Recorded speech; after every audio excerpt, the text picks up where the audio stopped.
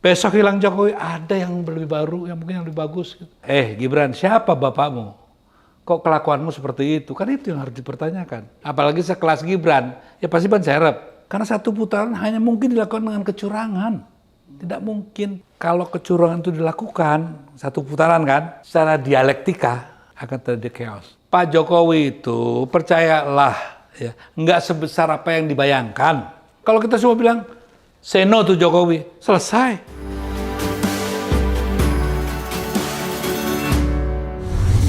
Selamat datang di channel Abraham Samad Speak Up. Seperti biasanya, hari ini saya menghadirkan tamu yang luar biasa. Karena ini tokoh kita semua, sahabat kita semua, Bung Eros Djarot. Assalamualaikum, Bung Eros Djarot.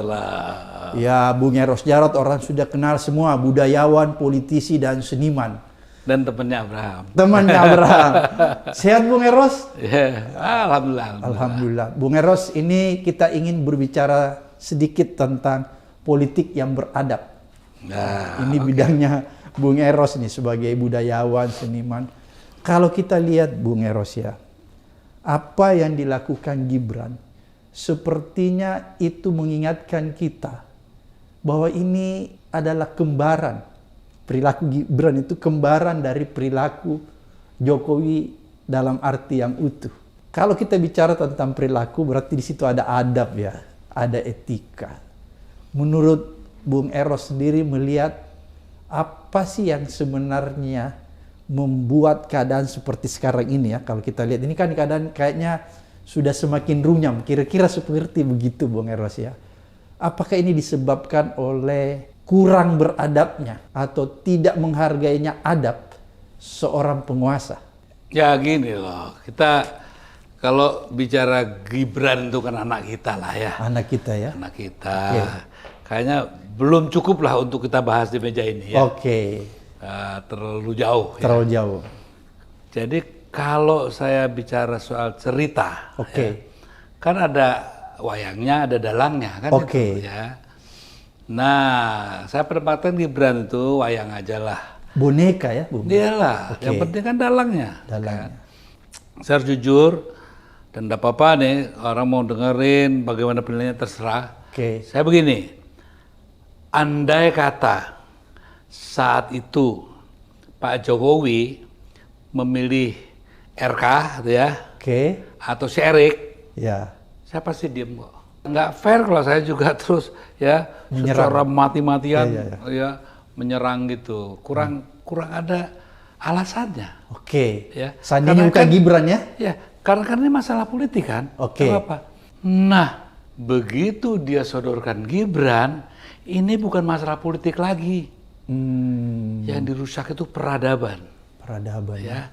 Karena begini, kita kan ingin dipimpin oleh seseorang ya yang paham betul gitu kan Indonesia itu maunya seperti apa sih gitu.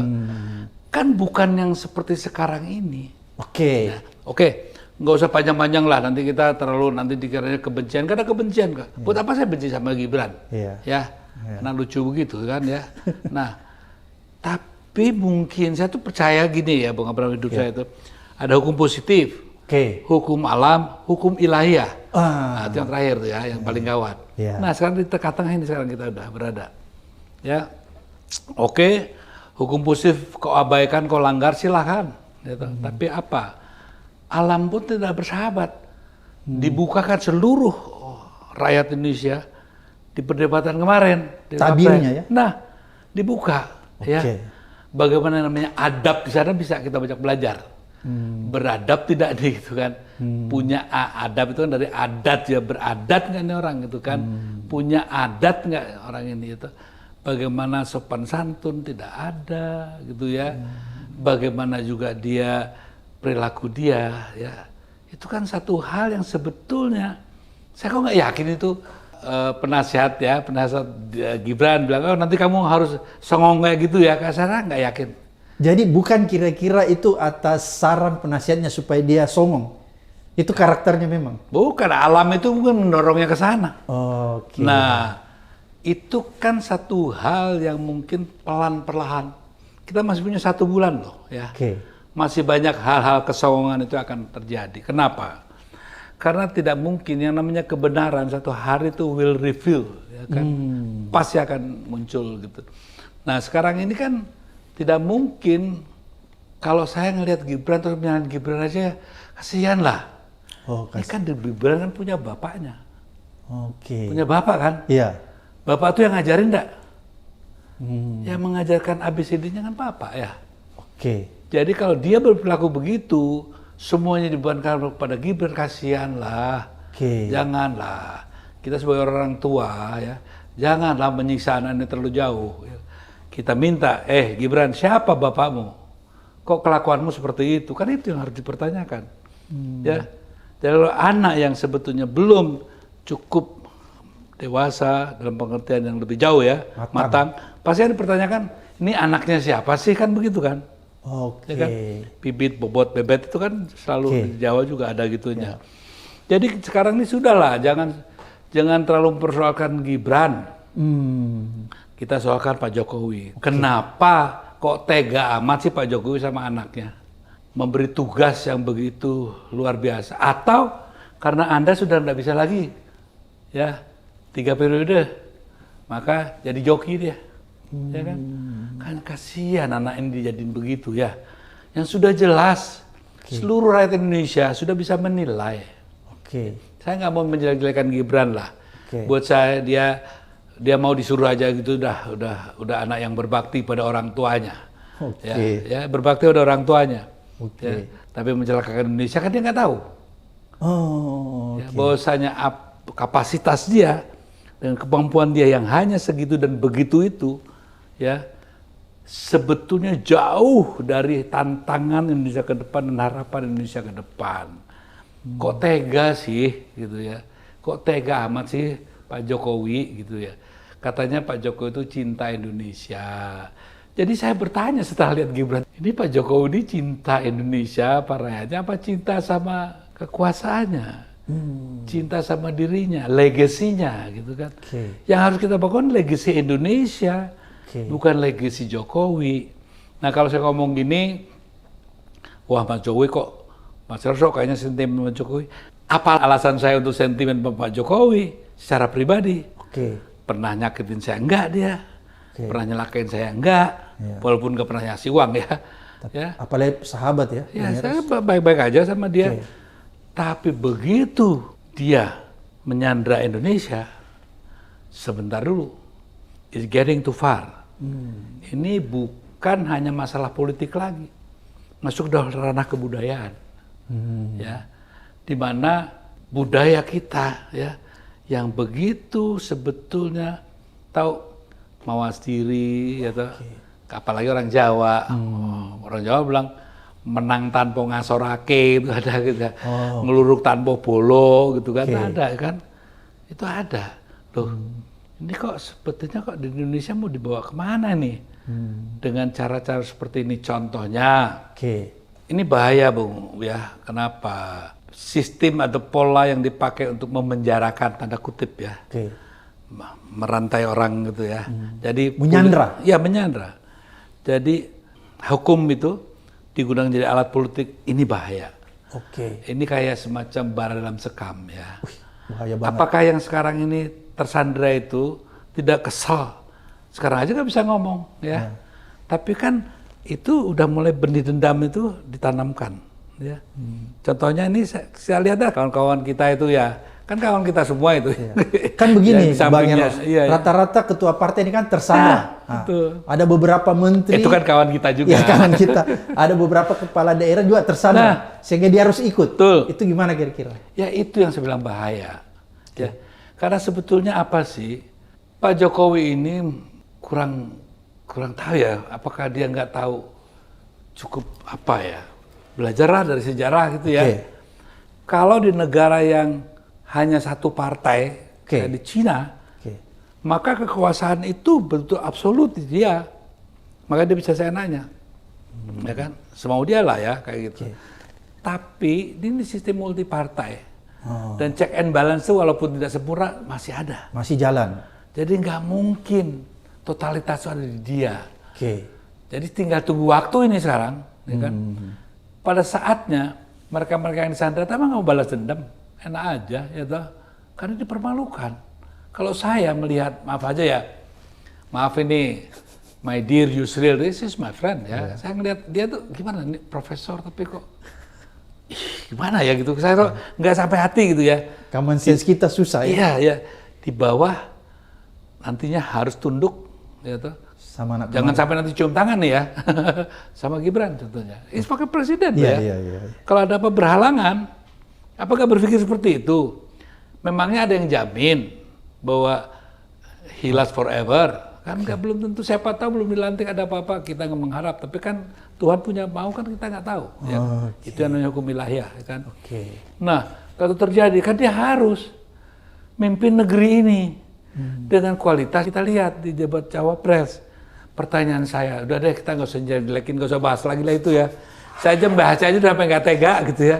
Bahasnya tuh udah nggak tega. Yang saya kepikiran ke Pak Jokowi justru bukan Gibrannya. Kok tega ya gitu loh. Kedua, tahu nggak sih Indonesia itu akan dalam satu masalah yang sangat rumit kalau terjadi sesuatu yang di luar kendali manusia. Ya, Prabowo gitu kan. Kesehatannya kan belum juga tahu kan. Kemarin aja teman saya ini baru main bola ya, main bola. 3 hari kakinya bengkak. Meninggal. Iya, tadi ada berita di Kumparan Pak Prabowo sakit tidak menghadiri kampanye. Ya, kita nggak berharap. Cuman kan kita harus berantisipasi ya. Kalau sampai itu terjadi, mau itu. Pertanyaan saya sama Mas Erlangga, please deh jujur sama saya. Saya main di kelas. Halo Jul, kamu ya, Jul Gifli, kamu ikhlas. Ayo Yusril juga, ikhlas enggak? Ayo Mbak Kofifa nih yang baru ya, ikhlas enggak nih? Ayo bicara sama saya pakai hati ya. Saya nggak yakin, saya kenal mereka kok. Mereka kan juga punya integritas. Tapi membayangkan pakai rompi yang kuning itu ngeri juga ya, rompi oranye ya. terus ke mana suka miskin itu ya, ngeri juga kan. Nah, saya sih inginnya janganlah. Hukum jangan buat alat politik, bahaya. Dan satu, apalagi di push 1 putaran, sudahlah. Siapapun yang mengepush 1 putaran, dia nggak cinta Indonesia. Kenapa? Saya punya alasan. Konflik horizontalnya tinggi. Kenapa? Karena benihnya ditanamkan. Jangan dulu. Berarti Bung Eros melihat kalau 1 putaran dipaksakan, maka terjadi konflik sosial yang tidak bisa dihindari. Solo tuh kebakaran tuh pasti. Itu setahu saya, karena kan saya juga kenal siapa anak buah. Setidaknya saya pernah di satu titik tempat tertentu ya. Bung Eros ini kan pelaku sejarah di dalam. Iya, pokoknya ginilah. Saya titip ya kepada para pemimpin bangsa ini, cintailah Indonesia. Jangan rakyat ini dibius, ya.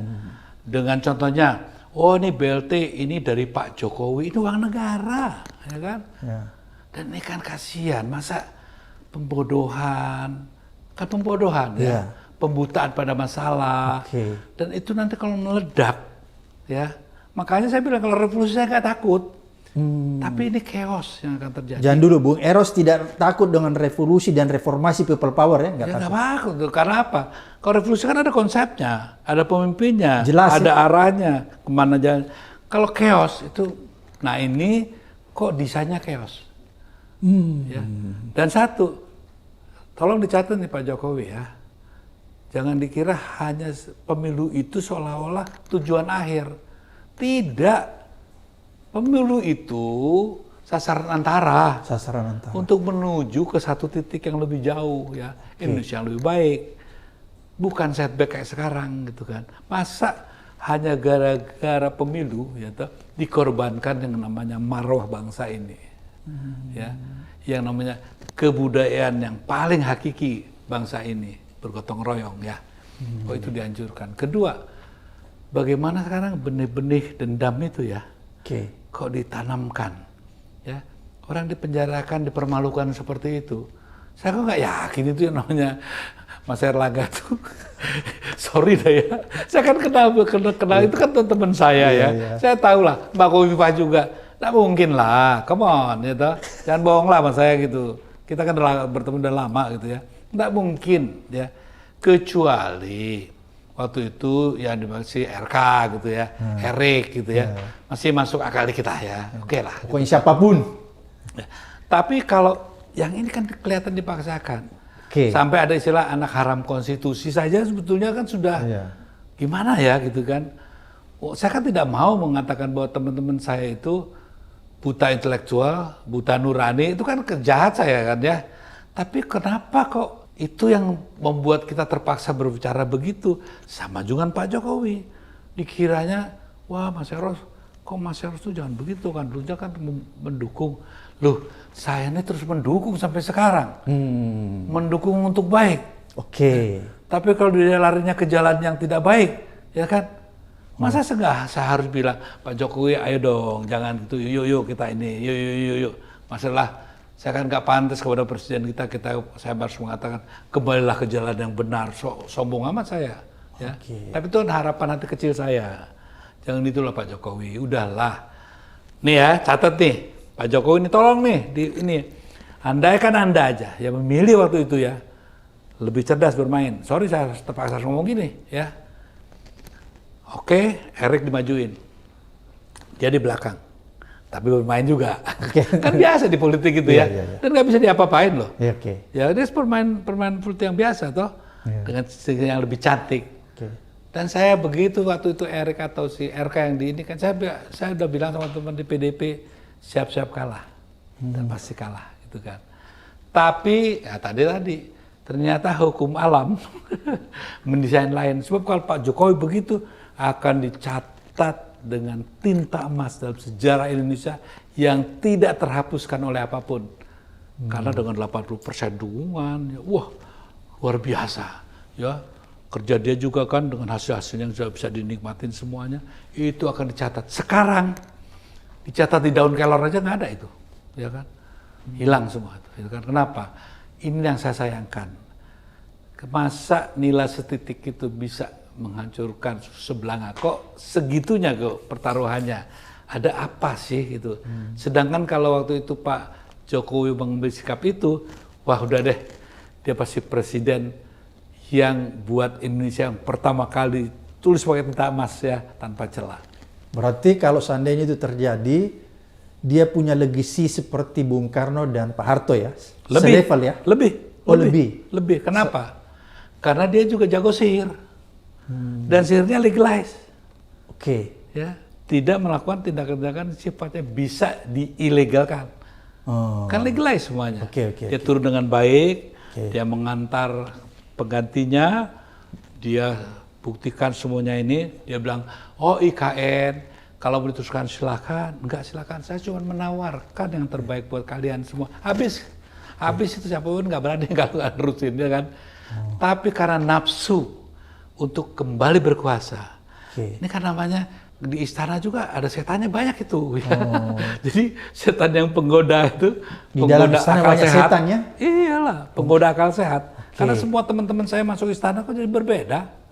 Semuanya berbeda. Ya jadi ketika masih belum hanyut di istana, masih baik-baik? Semuanya, you name it, siapa? Kan teman saya semua itu. Ya. Langsung jadi berubah ya? Berubah. Termasuk Pak Jokowi berubah setelah masuk istana ya? Ya. Kalau cuma saya bicara mungkin itu fitnah ya. Tapi banyak orang ya, sampai ada yang nangis-nangis segala gitu kan. Tapi kalau saya beginilah yang harus kita lihat. Makanya kenapa orang-orang rame-rame sekarang, kenapa sih sampai ada pemikiran pemakzulan? Itu kan karena ada sesuatu ya. Nah, memang ini orang-orang di sekelilingnya Pak Jokowi ini memang juga orang-orang yang juga bisa berpikir lah ya. Cukup canggih ya. Kalau namanya pemakzulan, itu kan sudah stempelnya kadrun nih. Ya. Ya, ini gerakan kadrun, ini pasti Amin Rais CS, Gatot dan seterusnya. Dipersonifikasikan seperti itu. Ya, dipersonifikasikan begitu. Jadi begitu siapapun, itu bagus loh, argumentasinya bagus ya. Ya. Memang ada pelanggaran-pelanggaran yang bisa dibuktikan secara hukum. Tapi ini kan wilayah politik. Ya. Nah, yang sebetulnya tidak ada hubungannya pun sama gerakan kadrun segala itu pasti distempelkan ke sana. Sehingga apa? Nah, sikapnya kaum nasionalis itu begini. Kalau ada ancaman dari luar, bersatu mereka. Solid? Iya solid, kayak kerang gitu kan. Ya kayak kalau ada yang asing dia tutup begini. Nah, begitu sudah pergi lagi, kawanannya dia berdiri lagi gitu. Nah, jadi itu yang digunakan lah. Jadi nanti yang namanya playing the game of politik victim. Oke. Ya. Jadi seolah-olah, wah, ya ini memang ada upaya untuk menjatuhkan saya. Padahal sekarang itu Pak Jokowi yang nebar kulit pisang di mana-mana. Diam aja juga nanti pasti peleset karena terlalu banyak itu kulit pisangnya gitu loh. Itu disebarin. Ya. Nah, jadi pemakzulan secara natural ya oleh dirinya sendiri. Oke, itu sudah terlanjur. Ya. Nah, nanti di ronde kedua ya terserahlah ya. Mungkin akan beda ya. Karena pemakzulan sekarang ini memang perlu waktu ya. 2/3, belum nanti MK lagi gitu kan ya. Masih panjang lah. Tapi kenapa Pak Jokowi itu kayaknya kok ketakutan banget ya? Sebenarnya paling ketakutan saya lihat Pak Jokowi ini untuk Pilpres harus satu putaran. Oke, jadi yang memaksakan untuk satu putaran ini Pak Jokowi ya? Ya gitu, karena apa? Karena dia nggak yakin. Kalau dia yakin putaran kedua ya tenang aja. Kenapa sih mesti harus apa ASN dikerahkan, kepala desa semua, aparat semua dikerahkan begitu? Itu kan kelihatan orang takutnya gitu kan. Nah ini yang menurut saya nantinya kan banyak teman-teman saya juga banyak jenderal-jenderal saya kenal juga banyak kok, petinggi-petinggi di sipil juga banyak yang saya kenal ya kan. Mereka memang alat negara, ya, tapi bukan alat penyelenggara negara. Dia alat negara, ya kan. Jadi pada saat titik tertentu yang di teman-teman yang jenderal-jenderal itu banyak juga yang masih sabta margais, semua prajuritnya masih kencang gitu ya. Ya sekarang ya iya aja, yes sir, ya kan. Tapi nanti nearing the day, ya, begitu dekat, saya nggak yakin. Karena apapun namanya, ya kan. Kalau bahasa Jawanya sepase Pak Jokowi, masa lalu Pak Jokowi itu masa lalu. Sehingga kan nanti, apakah juga ya seorang Prabowo mau disuruh-suruh Pak Jokowi setelah dia nggak berkuasa? Belum tentu, gitu. Jadi dia kan juga punya ambisinya. Bayangin orang udah 3 kali kalah gitu. Terus Masa sekali menang mau ngalah itu nggak mungkin lah. Jadi kan gini ya, Pak Jokowi terlalu percaya diri bahwa dia bisa juga nanti ngontrol. Kalau yang namanya wakil presiden itu kan nggak punya kekuasaan yang mutlak seperti presiden, ban serep kan istilahnya. Apalagi sekelas Gibran, ya pasti ban serep. Terus kemudian Pak Jokowi mendesal gitu.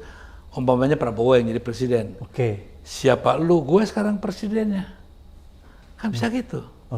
Ya, jadi maksudnya gini loh. Yang saya sedih lihat Indonesia ini, kenapa kok jadi begini semua ya? Kok jadi nggak rasional? Seolah nggak kenal sejarah.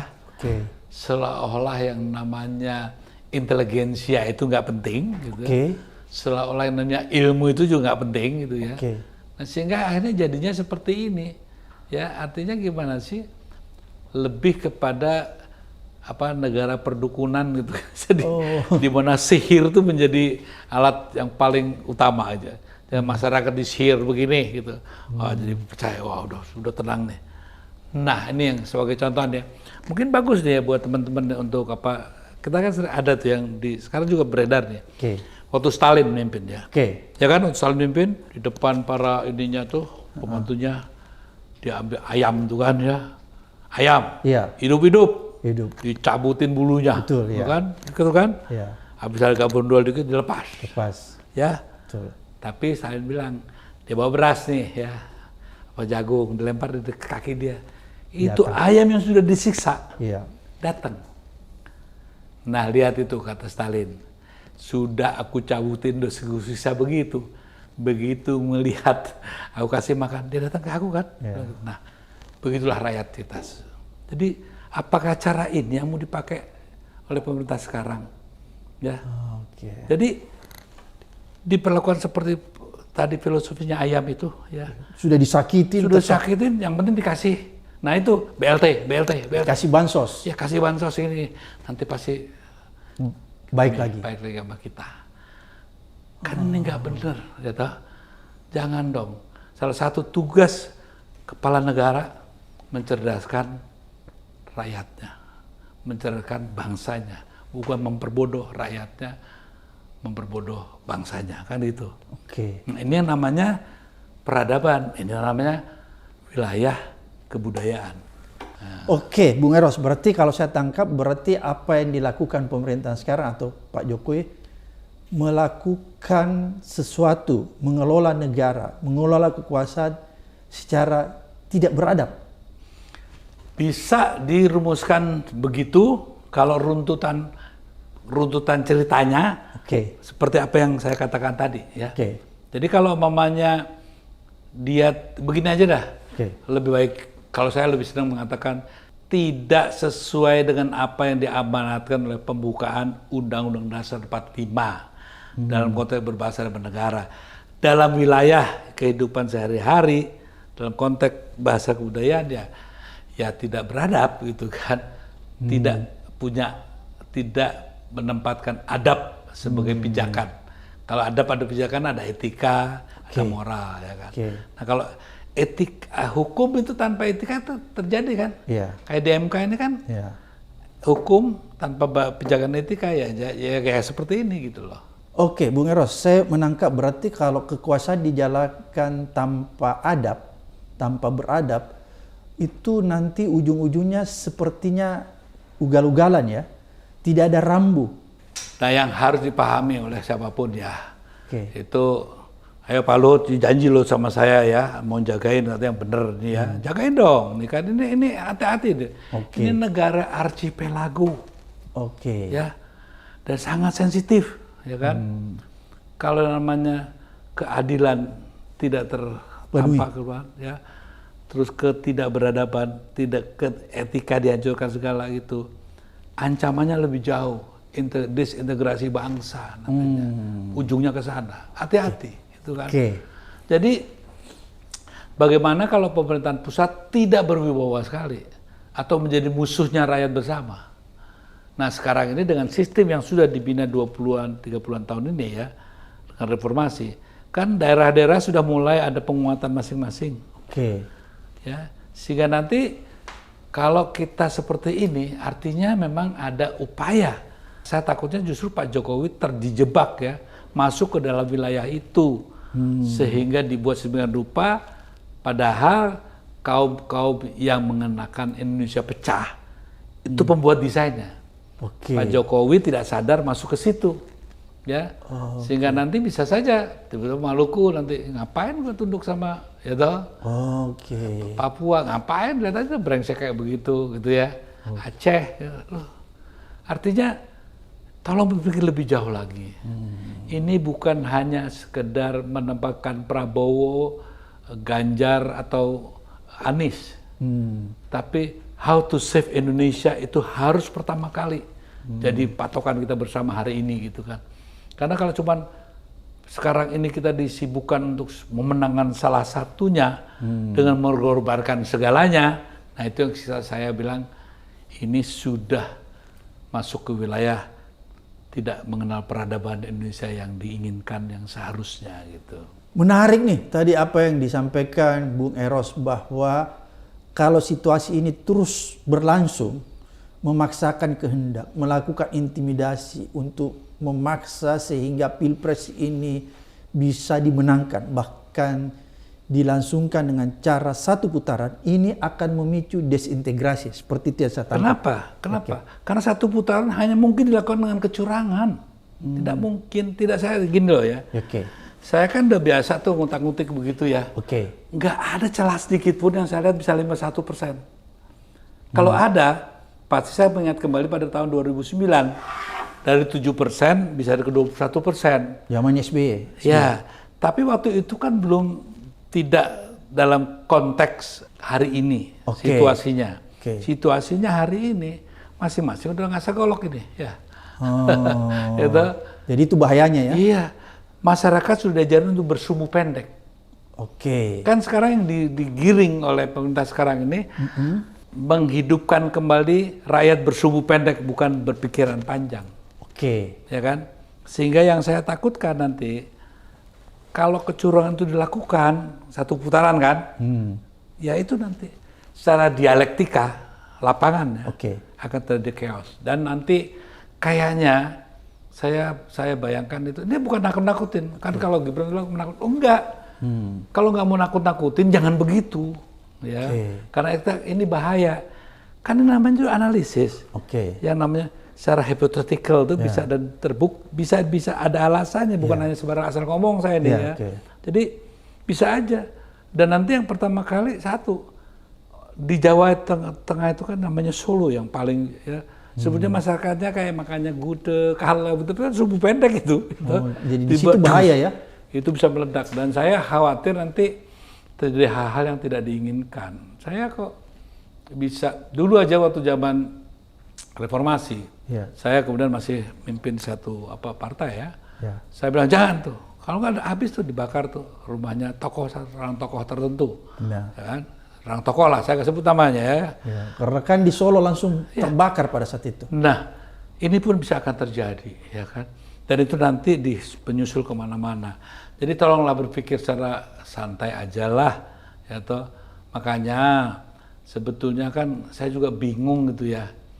Makanya saya pikir ini hebat juga desainer politik ya, disintegrasi ini ya. Dan Pak Jokowi dimasukkan ke sana tanpa sadar, mungkin ya, mungkin. Ini kan juga analisa. Tanpa sadar dia giring ke sana, ya kan? Seolah-olah itu kan memang dari dia, padahal dia tuh dijadikan seperti itu. Karena dampaknya itu mengerikan. Karena disintegrasi bangsa itulah sebetulnya yang jadi sasaran. Ya. Itu yang ingin diciptakan ya. Karena kan begini, Indonesia terlalu kaya, kalau untuk bersatu terus kan pusing. Tapi kalau dipisah-pisahkan lebih gampang dealnya, ya kan? Apalagi sama gubernur atau presiden baru di selatan, di timur, di barat, itu kan lebih gampang ya. Nah, ini sebetulnya desain yang juga mungkin Timur Tengah dengan cara begitu, dipecahnya kita dengan cara ini. Ya, memang tidak dia kirimkan ya demokrasi. Contohnya Timur Tengah kan dihancurkan dengan ngirim bom demokrasi aja, demokrasi liberal, hancur semua itu ya. Nah, kita ini lewat pilpres ini bisa juga kan? Kan seorang desainer politik ya, memecah bangsa ini susah. Ini ada orang nih yang lagi haus ini, kita kasih terus supaya nanti terjadi konflik horizontal yang tinggi ya. Nah, pada konflik horizontal tinggi kan yang di sana sudah siap-siap. Saya udah dengar kok, selentingan itu udah saya dengar. Contohnya, kalau mereka bisa bangun istana di Kalimantan, emangnya di Sulawesi kita nggak bisa bangun istana? Kita juga punya kok, nikel juga punya kita. Nanti begitu. It is dangerous itu. Kenapa? Karena seorang kepala negara tidak mengayomi seluruh rakyatnya. Karena harusnya dia berdiri di tengah. Kepala negara loh ya. Kepala pemerintahan mengatur agar berdiri di tengahnya itu selalu dijamin terselenggara karena hukum kan gitu ya. Nah, karena itu semua dilanggar, apa yang akan terjadi? Ya seperti itu tadi gitu kan. Masing-masing jadi self-governed society. Anarkisme. Tingkat tinggi. Ngeri nih apa yang disampaikan. Loh, ya, ini analisa dan bisa terjadi.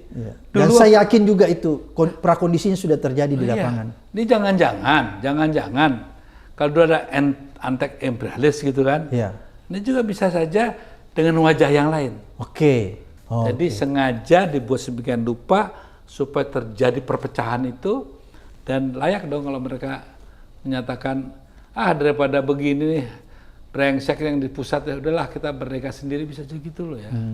Jangan-jangan itu, makanya saya malas ngomongin Gibran. Nggak proporsional lah ya. Itu kelas wayang lah, nggak usah dibahas ya. Hanya orang-orang yang saya nggak tahu lah gimana saya harus ngomong ya. Saya nggak mau menghina seseorang ya. Yang saya juga sedih kalau ngelihat teman-teman saya itu di belakangnya seperti itu ya. Di belakangnya Gibran. Iya, udah saya merendahkan ya, saya nggak terima mereka. Saya nggak terima gitu kan. Jadi buat apa kalian sekolah jauh-jauh, pakai PhD gitu, guru besar lah ya. Apa gunanya gitu kan? Dan juga saya juga masa sih common sense aja deh, nggak usah pakai otak yang gimana. Common sense aja ya. Udah, saya turunin lagi, rasa aja deh. Pakai rasa aja. Kayak gitu aja. Kalau enggak gini aja, saya turunin lagi, feeling aja deh. Gitu. Oke. Kalau itu sudah mati terus gimana gitu kan, menyedihkan, mengerikan kan. Kayak gitu. Jadi ya mudah-mudahan dengan saya ngomong gini, saya tidak dengan kebencian. Iya. Saya begini karena saya sayang Erlangga. Saya ngomongin karena saya sama si Jul. Saya ngomongin karena saya sayang sama si Yusril. Cuma saat ini saya mau Mas SBY. Jadi saya SBY lah, saya ngomongin AHY, SBY. Gitu. Mas Eros ini ingin mengingatkan ya teman-temannya. Iya dong. Kan tugas kita, that friends are for, ya kan? Jadi kalau saya bagi teman saya diemin aja, kemudian saya salah dong. Saya harus ngomongin begini, supaya nanti, mudah-mudahan dia dengar rombongan kita, tidur teman-teman, tolong ya sebelum tidur, bayangin kumis saya, dan omongan saya omongin, kan ya. So, jawab dalam keheningan itu. Apa yang saya pertanyakan pada kalian. Saya ingin tahu jawaban nurani dan hati kamu yang sesungguhnya seperti apa. Nggak usah di publik, nggak usah. Diranjang aja nanti. Oke. Bung Eros, menarik nih. Tadi yang Bung Eros katakan bahwa sebenarnya kampanye satu putaran itu semacam propaganda ya? Iya dong. Itu propaganda. Itu sudah masuk ke dalam wilayah, ya kan Anda orang hukum. Iya. Kalau dalam konteks kebudayaan udah subversif itu. Oh, sudah subversi ya? Udah subversif itu. Iya. Ya kan? Itu berarti orang-orang yang main di isu satu putaran itu sudah melakukan subversi ya? Ya, kan gini. Ya. Bagaimana dia akan merusak otak orang untuk tidak bisa menjadi kayak dulu ada pelajaran civic kan ya? Oke. Ya kan? Ya. Kalau itu mau dihilangkan, terus hitung-menghitung dihilangkan. Ini kan hitung-menghitung udah bisa orang ya. Iya. Di segini. Kan 51% itu artinya bukan 49, bukan 50. Ya. Paling nggak 50,1 kan itu ya. Ya, kan orang bisa ngitung. Ya. Itu semuanya dihilangkan. Dianggap semuanya ini. Itu kan udah gerakan subversif ini. Menarik. Ini apa yang disampaikan Bung Eros ini betul-betul pencerahan ya kepada para politisi dan masyarakat kita agar jangan mau terjebak. Iya, gini. Oke. Pak Jokowi itu percayalah, ya, nggak sebesar apa yang dibayangkan. Ya. Ingetin ya, kalau Chen Jinping itu mungkin karena dia satu partai, ya kan? Dan dia controlling semuanya, ya. Ada semuanya itu yang bisa kontrol. Kalau sekarang nggak bisa. Trias politika banci masih ada dikit-dikit, jadi nggak total ya. Nah. Kenapa sekarang kita begitu? Karena kita terpenjara oleh imaji-imaji yang dikembangkan oleh kita sendiri. Jadi figurnya menggelembung besar, itu ya. Bubble sebetulnya ini. Oh, jadi ada semacam mitos diciptakan. Mitos. Itu nggak real. Jadi Pak Jokowi ini mitos ya? Tuh, kalau kita semua bilang seno tuh Jokowi, selesai. Ya kan? Cuman karena dibuat, dia begini, dia begitu. Jadi ketakutan sendiri. Ya kan? Saya kenapa nggak takut? Karena saya tidak dengan kebencian. Saya katakan dengan kecintaan saya kepada Jokowi, kan begitu beda. Ya. Pak, aku ngeman karo sampean, bojo ngono toh gitu. Sudah bagus-bagus ya toh ya. Masa ada pahlawan yang mau tinggal disematkan bintangnya gitu kan ya. Malah pakai gunting kaleng sendiri, mau pakai sendiri. Kepada menurut bintang emas. Sekarang gunting-gunting kaleng itu mau disematkan sendiri gitu kan. Bintang kaleng. Kan sayang, sebagai temannya saya bilang jangan dong gitu. Kamu tuh jatah, kamu tuh itu. Ya tapi kalau dibilangin nggak mau, berarti dia dengerin orang yang tadi, desainer yang tadi itu. Yang ingin menjerumuskan. Nah, ya saya sebagai teman ya berusaha. Kalau dia nggak mau denger ya sudah gitu kan. Kan juga saya bilang saya percaya 3 hukum tadi. Saya kan di wilayah hukum positif dan dikit-dikit juga ngingetin dengan lewat pendekatan hukum alam. Kalau hukum ilahiyah di luar domain saya, siapa tahu Tuhan sudah membutakan semuanya. Bisa jadi kan? Karena keserakan itulah yang akan membutakan kamu dari segala sesuatu yang bersifat dan berstatus atau berkedudukan benar. Yang dia kenal cuma yang nggak benar aja kan, itu bisa aja. Itu kan kuasa Tuhan, bukan kuasa saya lagi. Kalau hal itu saya nggak mau ikut-ikutan. Ya. Itu wilayahnya kiai lah gitu. Tapi kalau kiai yang bagi-bagi duit ya enggak juga lah. Itu fenomena apa itu Bung Eros lihat? Kok Kiai juga terlibat di dalam hal-hal yang sebenarnya menurut kita susah kita terima secara akal sehat ya? Ya beginilah, saya tuh ada satu Gus tertentu yang saya tahu lah, saya nggak sebut nama ya, sedih aja. Oke. Dan nggak layak untuk saya ledek. Ya, saya cuman berdoa aja, semoga si Gus itu ya dibukakan matanya, itu hatinya, berhentilah menjual Tuhan, ya, berhentilah menjual agama, gitu kan. Kembalilah ke jalan yang benar, jangan jadi preman agama, gitu kan. Oke. Ya, itu saya berdoa. Oke. Kalau dibahas, buat apa dibahas? Orang dari Bonggolnya udah rusak ya, itu kan turunan. Hanya dari Pasi. Si Gus ini kan korban dari satu kondisi yang diciptakan oleh si desainer tadi, ya, so bergerak ke arah perusakan tadi. Itu yang saya lihat. Jadi nilai-nilai itu dihancurkan. Kalau mau menghilangkan sebuah bangsa kan gampang, hancurkan aja kebudayaannya, ya. Hancurlah bangsa itu. Nah ini juga gitu. Mau menghilangkan ini budayanya para kiai, hancurkan aja budaya kiainya. Budaya kiainya kan arif, bijaksana, penuh cinta kasih, pencerah, bukan pembagi-pembagi duit, nggak ada itu. Itu nggak ada di dalam rumusannya. Nah, itu cara menghancurkan budaya kiai, gitu kan. Begitu budayanya hilang, kan hilang komunitasnya juga. Nah, kita sebagai orang-orang yang cinta kiai, gitu kan, guru itu kan digugu dan ditiru, jadi panutan. Kiai lebih dari itu. Oke, Bung Eros, kan pemimpin juga harus begitu kan, posisinya ditiru, diikuti, diteladani. Panutan, iya. Panutan. Oleh karena itu seharusnya kan Pak Jokowi ada dalam konteks itu, tapi kenapa sebaliknya? Nah, sekarang saya jawabannya gampang. Nah, si Gusnya begitu, ya toh. Tentaranya kok malah ada yang mukulin gitu kan. Polisinya ada yang ngancem begini, Satpol Persnya nurun-nurunin begitu. Kenapa begitu? Kan dia belajar dari pemimpinnya. Jadi sebetulnya kenapa hati-hati Pak, itu. Kalau kepalanya begini, buntutnya tuh begini, ya kan? Jadi jangan terlalu bergoyang kepala seenaknya. Karena buntutnya itu nanti gabitnya itu lebih besar, ya kan. Nah, sebagai kepala negara harus tenang. Lalu kepala gede-gede terus itu kan kayak orang minum pil koplo, ya kan. Janganlah. Ya kan. Jadi gini, saya juga apa gitu ya kekuasaan itu sampai membutakan sebegitu jauh ya. Padahal dia itu udah diberi apa ya? Kasarnya nih, dia tuh apa ya? Kayak Pak Jokowi ini udah ada gol nih ya. Dia tinggal tendang, gol. Ah udah selesai. Keren ya toh. Orang tepuk tangan semua. Wah dia disanjung-sanjung. Udah tinggal nendang ke situ. Dan itu orang akan ingat selamanya. Iya. Kan katanya nih, kesebelasan A lawan kesebelasan B. Padahal di gawangnya B tinggal nendangnya. Wah orang bersorak, wah apa disanjung. Dia bawa, dia gocek lagi ke sisi yang lain, ke lapangan yang lain, ke gawangnya sendiri mau digolin. Ya orangnya pada datang dong, Pak, taruh katanya. Nah, saya nih, ya di luar nih yang menonton, Pak, jangan satu Pak, jangan tuh, hati-hati tuh, nanti pada mana tuh, lu dipukulin nanti sama teman sendiri.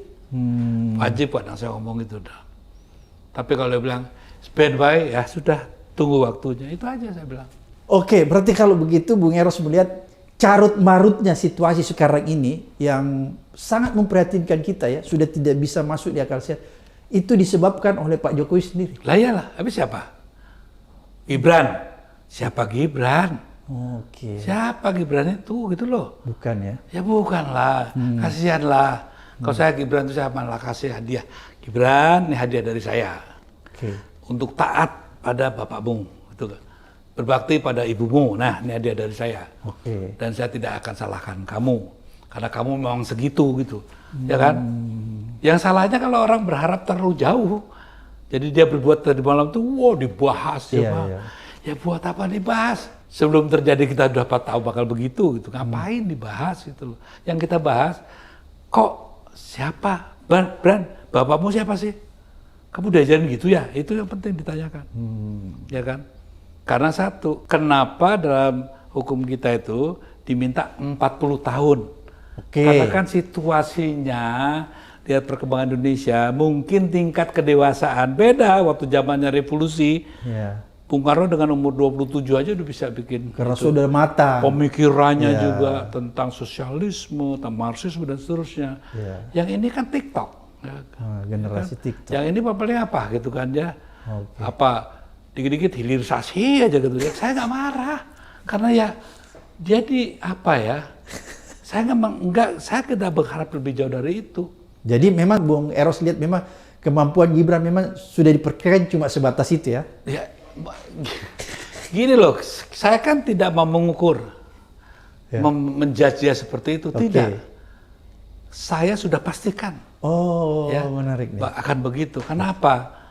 Sudah lihat dari cara-cara yang apa segala, dan buat apa lagi dibahas itu? Oke. Yang lebih kita pertanyakan, kok bapaknya tega amat ya menyodorkan Oke. yang seperti ini untuk Indonesia ke depan? Ah. Yang seperti ini, yang katanya bisa melanjutkan apa yang sudah dia bangun.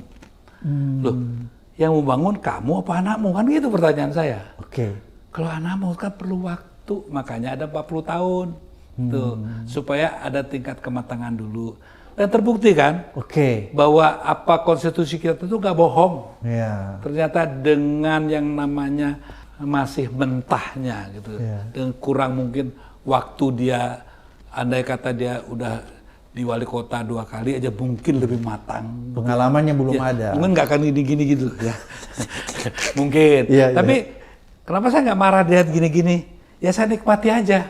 Oke. Ya karena memang kalau nggak begitu berarti saya salah dong. Oke. Karena saya tahu gitu, ya udah pas betul. Jadi yang saya justru pertanyakan, yang harus dibahas oleh bangsa ini, jangan lagi Gibran, Oke. bapaknya. Ya. Kenapa? Kok tega amat sih ngasih Indonesia sebagai seorang calon wakil presiden yang bisa jadi presiden dengan satu persyaratan berhalangan tetap.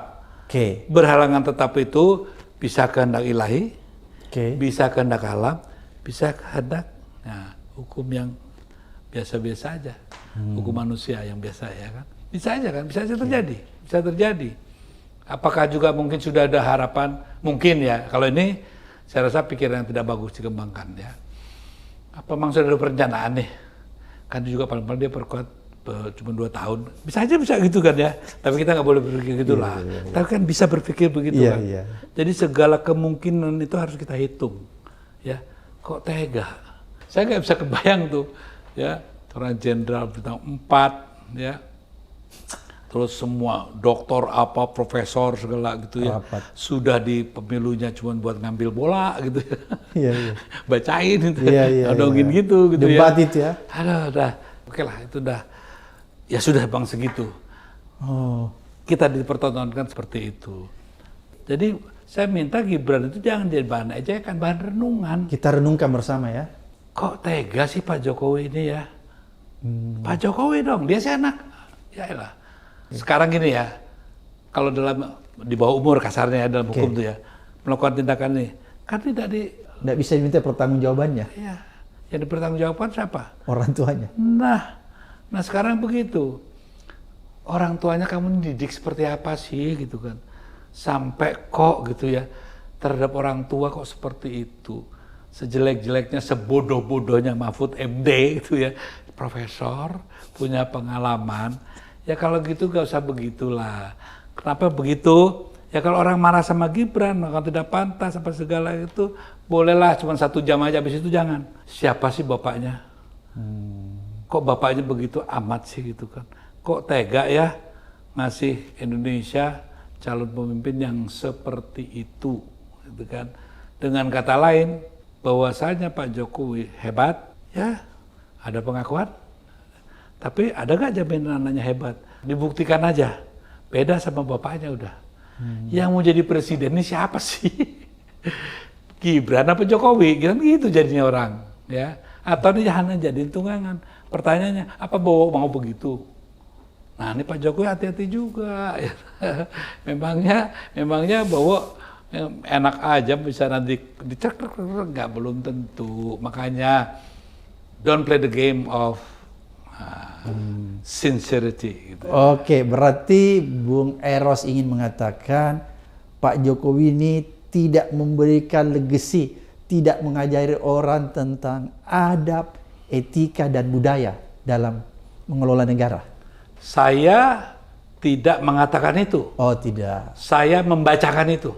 Oke. Beda ya. Oke. Kenapa saya baca? Dari perilaku dia yang saya baca. Oke. Bukan saya mengatakan. Oke. Dia mempertontonkan, saya membacakan. Oke. Ya. Dipertontonkannya apa? Konstitusi, dia cerita seluruh aparat dan ini harus netral. Ternyata tidak. So, kan bukan saya ngomong. Dia sedang memperagakan Oke. apa-apa yang saya bacakan tadi, gitu loh. Jadi, kalau maunya saya dibilang sentimen sama Jokowi, enggak. Dia nggak sayang sama dirinya, kita aja. Orang udah hebat begitu, dihancurkan sendiri sama dirinya. Bukan saya loh. Apa kekuatan saya? Siapa harus Jarod, siapa Abraham, sama sih gitu kan ya. Iya. Dia kan orang besar, Orang hebat. orang hebat hanya bisa dihancurkan oleh dirinya sendiri. Dan itu yang terjadi pada Jokowi. Dulunya dia bukan siapa-siapa, dan sampai hari ini pun sebetulnya bukan siapa-siapa. Kita ya menggelembungkan imaji ya di dalam benak kita. Oke. Yang dipompa oleh kondisi dan kekuatan tertentu sehingga kita terpenjara dalam imaji itu seolah-olah dia luar biasa besar. Coba besok kita sama-sama katakan you are nothing but Jokowi, titik, udah selesai, nggak serem lagi. Tapi karena sekarang tuh wah nanti dia kan punya TNI, punya ini, yang punya tuh negara gitu kan. Jadi dibangun mitos baru ya. Jadi karena kita semua ditakutin juga, apalagi Bung Samad kan, kan juga nggak pernah korupsi negara kan, santai aja gitu. Nah kalau yang teman-teman itu terpenjara karena masih punya kekuatan, jaksa tangkap dia, jaksa ini yang bisa gitu kan, ya namanya presiden ya kan. Tapi kalau kita ya buat apa? Dan nanti juga banyak tentara itu bukan satu, ratusan ribu, ASN bukan satu, ratusan ribu. Memangnya semuanya mau disuruh sama Pak Jokowi seperti itu? Enggak lah. Kepala desa banyak yang ke saya kok. Habis pulang dari sana ya bilang, udah Mas ben baik biar aja. Kita ikutin aja, nanti ada waktunya kita enggak gitu kok gitu. Nah, kan sayang saya sama Pak Jokowi. Pak Jokowi merasakan semuanya udah bisa dia kontrol. Nah, mungkin ya. Malaikat juga sebel kali ya. Siapa sih lu Jok? Enak aja lu. Negara dunia ini yang mimpin bosku. Siapa? Gusti Allah. Gitu, kan gitu. Jadi tenang aja lah, jangan terlalu ketakutan berlebihan Pak Jokowi ya. Dan juga nggak usah sepertinya nggak ada pemimpin lain. Dulu waktu zaman Bung Karno juga gitu pernah. Pak Harto gini. Besok hilang Jokowi, ada yang lebih baru, yang mungkin yang lebih bagus. Gitu. Jadi kenapa kita kok jadi bangsa yang kerdil ya? Seolah disihir, tanpa Jokowi Indonesia itu lumpuh gitu kan. Ini kan yang tadi sudah dipompa yang kayak tadi, sehingga kita dibangun mitos kita terpenjara dalam mitos itu, dipenjarakan. Nah, orang-orang yang merdeka kayak saya gitu, saya bisa bebas karena saya satu, melawan saya dengan cinta gitu. Itu yang mungkin yang apapun namanya dia nggak bisa mau ngapain saya, orang saya lawannya dengan cinta kok. Mau nundukin saya Pak Jokowi, balaslah, besarkan cinta itu di hatimu. Kami semua akan tunduk begitu. Tapi kalau kau besarkan keserakahan kekuasaan, ya, kesombongan kekuasaan, ya, sok kuasa sendiri, orang-orang kayak saya itu biasa, zamannya Pak Harto gitu ya, nggak takut, gitu, kayak gitu. Kita hanya takut pada kebenaran, kita hanya takut pada cinta yang tumbuh di hati dan benakmu. Begitu cinta itu hilang di hatimu, di benakmu, insya Allah kami siap berhadapan. Oke, Mas Eros, ini kan BLT, pembagian bansos, kampanye satu putaran itu kan pembodohan. Ada nggak pesan Mas Eros Jarod kepada masyarakat supaya bisa keluar dari pembodohan-pembodohan seperti itu, bahwa seolah-olah BLT bansos itu diberikan oleh Pak Jokowi, padahal kan bukan seperti tadi. Ya satu, asal tahu bahwa apa yang diberikan itu uang negara. Ya. Uang dari hasil pajak. Ya, rakyat. dan pinjaman dari luar negeri, karena hanya itu yang pemasukan negara cuma dari itu. Ya. Jadi bukan warisan mbahnya Pak Jokowi atau buyutnya Pak Jokowi, enggak. Itu uang negara. Terimalah itu dan terima kasih pada negara, ya. Nah, kalau bapak-bapak, ibu-ibu itu terima kasih sama Pak Jokowi, berarti ibu-ibu itu juga menyesatkan yang namanya Republik Indonesia ini yang diajarkan, dititipkan oleh Bung Karno dan para pendiri Republik ini untuk dijaga baik-baik. Jadi orang-orang yang mengatasnamakan hal itu untuk atas nama pribadinya, itu sebetulnya pengkhianat negara yang harus dicatat, ya. Jangan, karena itu adalah pembodohan. Dan pembodohan itu tidak dianjurkan dan itu menjadi musuh dari para pendiri Republik, pembodohan rakyat, ya. Tapi kalau untuk ke depan, pilihlah dengan sesuai dengan apa yang kalian percaya. Tenang aja, dan saya jamin Pak Jokowi itu biasa-biasa saja. Dan juga kepada seluruh para prajurit dan polisi di Republik ini, dia orang biasa. Bukan siapa-siapa. Kalau kita tidak jadikan dia siapa-siapa. Mereka bukan superhero. Bukan. Oh, ya. manusia biasa. Manusia biasa, seorang Jokowi bukan yang dewa. juga punya juga rasa takut. Karena apa? Makanya dia paksakan satu putaran karena ketakutan. Tapi kan begini Bung Eros, Korea Selatan juga telah memberikan pelajaran bagi kita bahwa ternyata kepala negara yang melanggar konstitusi, yang mengelola negara secara ugal-ugalan, itu bisa juga pada akhirnya dihadirkan ke persidangan untuk dimintai pertanggungjawaban. Iya, bagaimana dengan Jokowi?